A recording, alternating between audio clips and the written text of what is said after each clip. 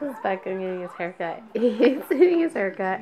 He hates going to the doctor. It's such a big deal. You're gonna look back at this and laugh at yourself, Beckham. Every time you rub your face, you get hair in your mouth.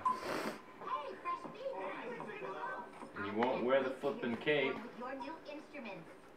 Or should I say, new instruments? Wow. Hey, we're not done yet.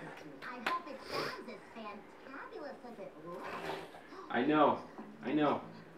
We hope so too. That's why we can't take him to go get his haircut.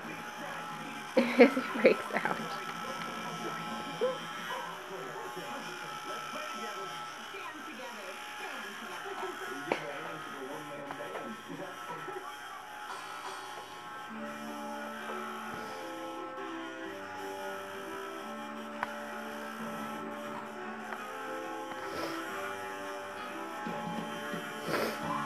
This is what comes with having lots of hair, buddy. You're just born with great hair.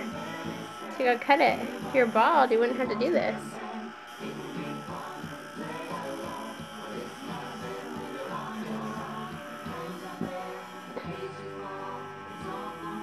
Beckham likes the fresh beats.